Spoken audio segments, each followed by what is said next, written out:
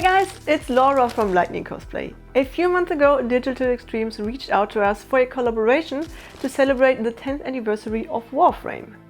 It's an award-winning co-op looter shooter and is available for free on all platforms, so make sure to check it out. You find the link in the video description. They asked us to build the Dex Soldier. The Dex are the Orokin's elite guard, and the armor has such a unique and challenging design, so it was the perfect project for us. We not only built the costume, we also traveled all the way from Germany to Canada to bring the Dex Soldier to TennoCon 2023. So, if you want to see how we brought this shiny armor into the real world, lean back and enjoy. Warframe is known for its unique and special character designs, which are definitely not the easiest to cosplay. But Digital Extremes provided us the best reference material and also the 3D files. But even though we had the 3D model, it was still a long way to make this work for cosplay and 3D printing. Each part needed to be separated from the model and had to be adjusted and fitted to Ralph's body measurements. For most parts, he even needed to rework all the details so they will look good when 3D printed. We started with the shoes and the lower leg armor. First step was to make this whole part wearable for cosplay and 3D printing. Only the 3D modeling work for this piece already took over a week. So we printed the shoes with ABS filament while our friends from Chizu Cosplay printed the legs for us. Printing and sanding always takes so much time and we had a tough time schedule, so we had our little helpers who did some of the printing and sanding work for us while we worked on other parts of the costume. Until the 3D prints look that pretty and smooth, it takes forever. But once they were done, it was time to give them a nice and shiny paint job. I first spray painted all parts with a gloss metallic black, which is a great base for the gold. I'm always so picky when it comes to choosing the colors, so I ordered a bunch of different gold colors from different brands. I did some painting tests and ended up using the Stardust Color metallic paints. I mixed gold, silver and copper to get as close to the gold and the reference picture as possible. Of course, I had to make sure to always mix the same ratio for the whole armor. For painting, I used my spray gun and applied several coats of gold until all pieces were super shiny.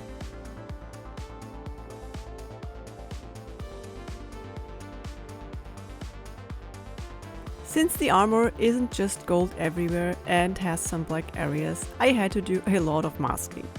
Removing the tape is always so satisfying and takes seconds, but masking can take hours. Here we have all pieces already looking super pretty, but they needed some weathering.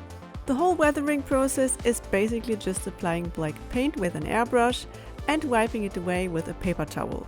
So the paint remains in the deeper areas and also adds more texture to the surface in general.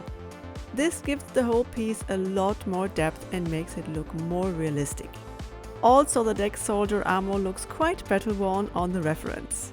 You see, a little bit of black paint can make a huge difference. Next, Ralph did the electronics. He first glued a translucent foil to all the holes. This foil also works great to diffuse the LEDs. Then he made the electronic circuits using the mini skinny NeoPixel. We always work with animated LEDs, this way we can give the LEDs any type of color we want and also add animations if needed. In this case, the LEDs just had to be bright ice blue. There are LEDs everywhere, even in the sole.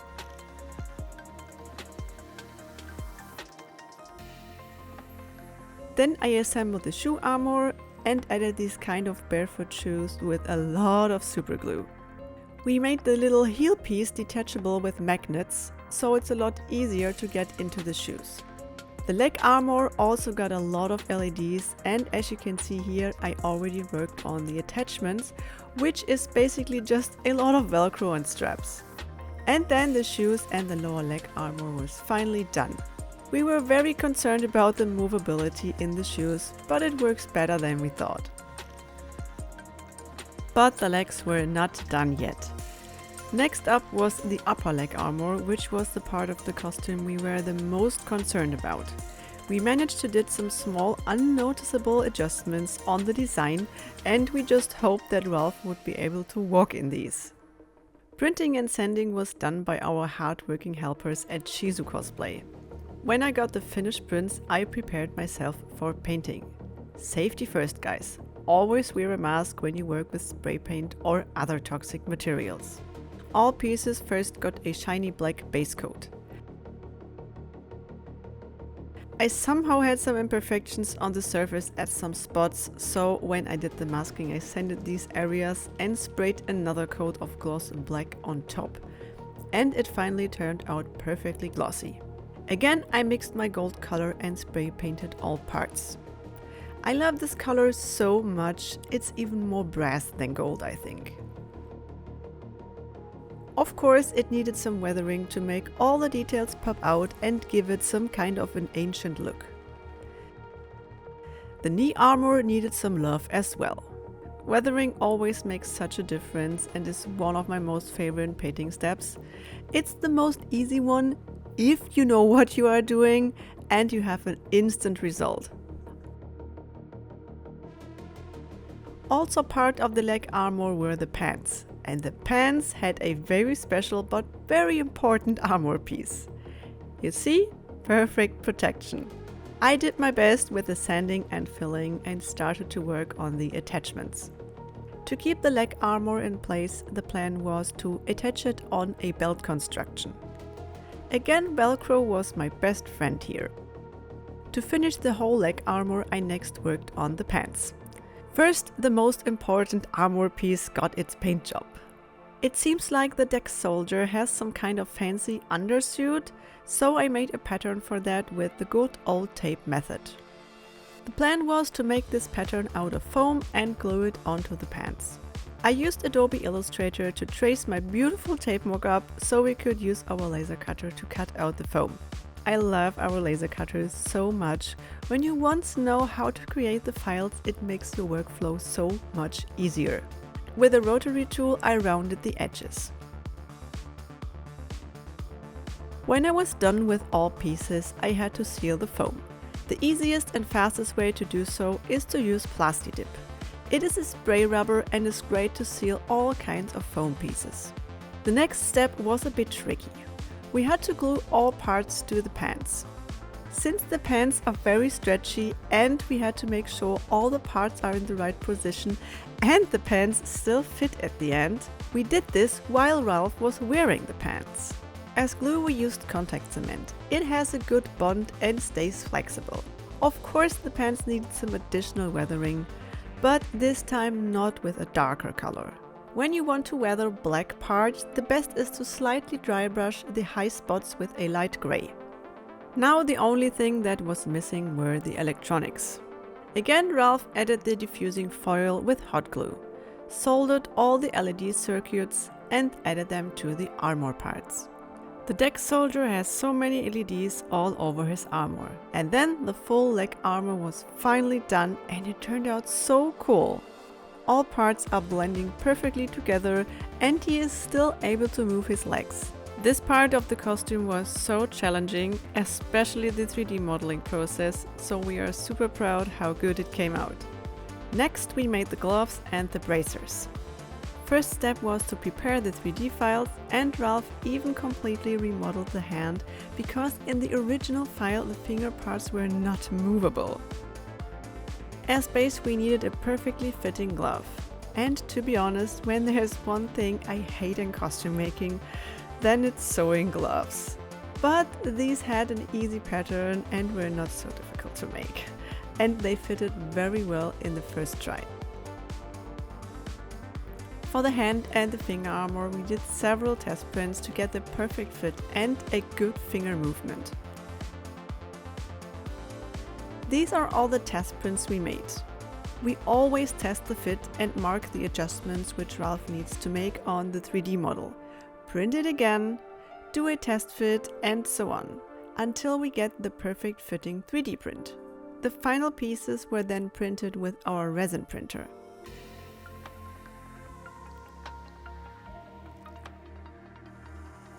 Resin prints are already super clean, but they still need some sanding and a few coats of spray filler.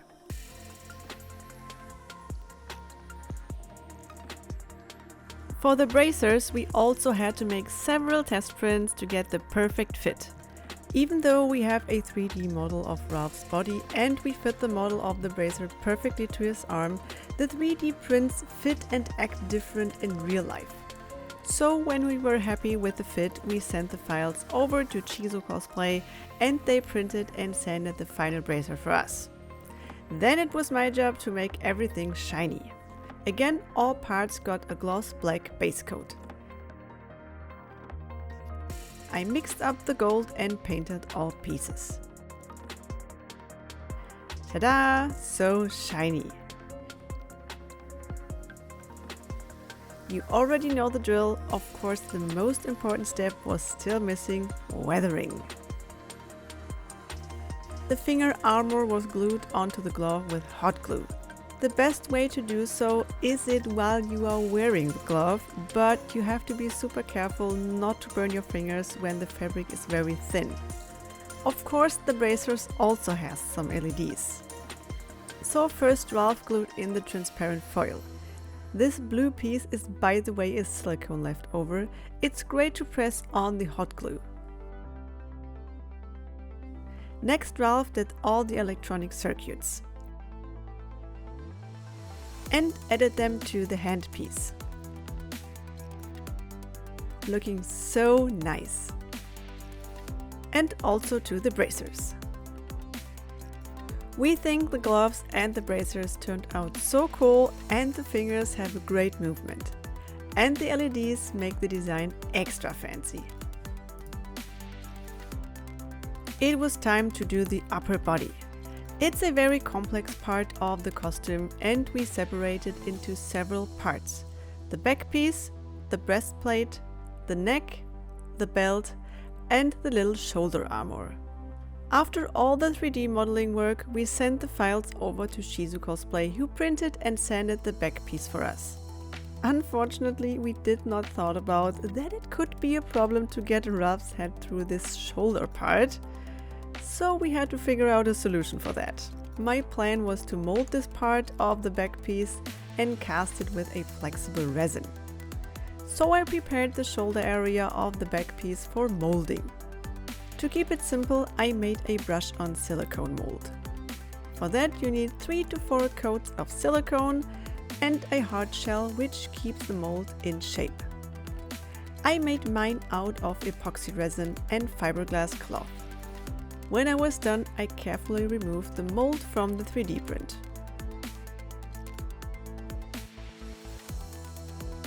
The resin which I use for casting is flexible and a bit tricky to paint.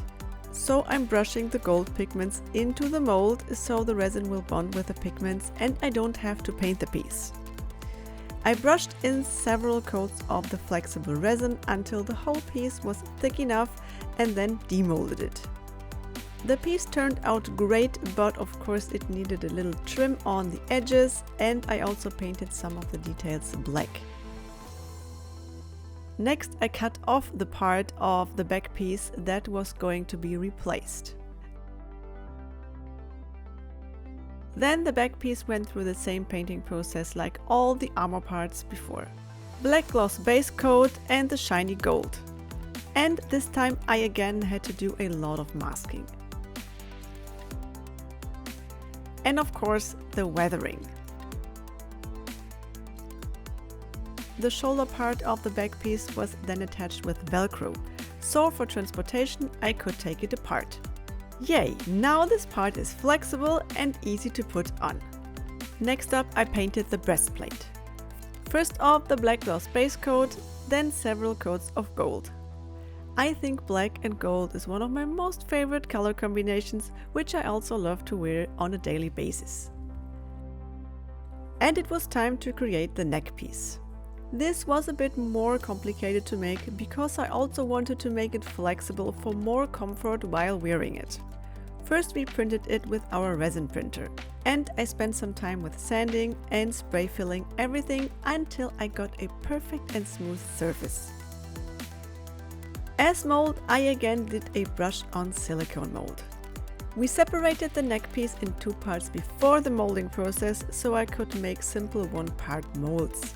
The silicone stripes I'm adding here work as registration keys for the epoxy shell. It makes sure the shell and the silicone mold fit perfectly together. When the molds were done, I removed the clay and the 3D prints from the silicone. Both molds turned out great. I am using the same flexible resin I used for the back piece. So again, I brushed the gold pigment into the mold before casting. The casting process with this resin is kinda tricky. It cures very fast, so it's better to work in small batches to have a better control of the thickness of the whole piece. I would also recommend to degas the resin before casting. This way you get a much better result with no bubbles. I trimmed the excess material, painted some black details and gave the whole piece a slight weathering. And if you think the upper body is done now, there were still some parts missing. Like the belt, which took me ages to sand before I could finally paint it. And I've also made the little shoulder parts. For the puffy arms, our friend Nelly from Zwillingsnadel Cosplay visited us and she did her magic. I'm always amazed by her talent. She did these fancy arms in no time. Of course, we had to install LEDs to the neck, the breastplate and the back piece. And then, finally, after so many hours of work, the upper body armor was done. All pieces fit perfectly together and I'm so happy how well the neck blends in. It looks exactly like on the reference picture and Ralph can still move quite well. The last part of the armor was the helmet, which is also the most iconic piece of this design. The most asked question is, how can he see with this helmet? This is the test print we made to check the overall fit and if we needed to do some adjustments. And here you can already see the little slits in the front. We integrated them so well in the design that you don't notice them anymore when everything is painted. The final helmet was then printed with our resin printer. Even though we have a big resin printer, we had to separate the helmet into 6 pieces. To glue all parts together, we like to use a strong super glue. And then came the not so fun, but unfortunately super important part, sanding. I think most people underestimate how much effort and also skill you need to get a seamless and perfect smooth 3D print. It's not only brainless sanding. You need to make sure not to lose any details, work with different grids of sandpaper and know how to work with spray filler. And yeah, it's just a lot of work that goes into these prints.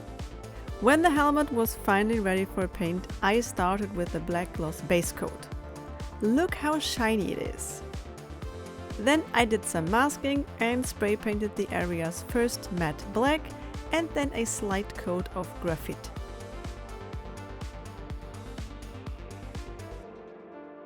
The rest of the helmet was going to be gold.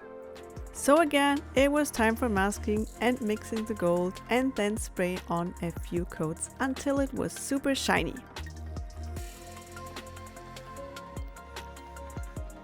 Removing the masking tape is always so much fun and is the reward you get for all the hours you put into it. Of course, the helmet needed its final touch, the weathering. And then my part of the job was finally done. Ralph added all the LEDs and this is how the helmet turned out. In combination with the neck piece, it looks so cool. Of course, a soldier needs a weapon. So for the Dex soldier, we made the Nikana sword and sheath with the matching Dex skin. The sheath was again printed and sanded by our friends from Chizu Cosplay, and we printed the sword with our resin printer. when using 3D prints as your final prop without molding and casting them, it's super important to make sure to make them durable. So for the sword we used a slightly flexible resin so it doesn't break so fast, and also added metal bars. Then Ralph spent some time to give the sword a perfect finish so I could do my painting magic. The sheath and the sword both went through the same painting process like all the other pieces. The only thing that was a bit tricky was this super shiny middle part of the sheath, especially to get the color right. But I also somehow managed to make that work. The sword and the sheath were the last pieces we had to make for the Dex Soldier cosplay, so it's time for the reveal. Building this armor was definitely a challenge, but of course we made it!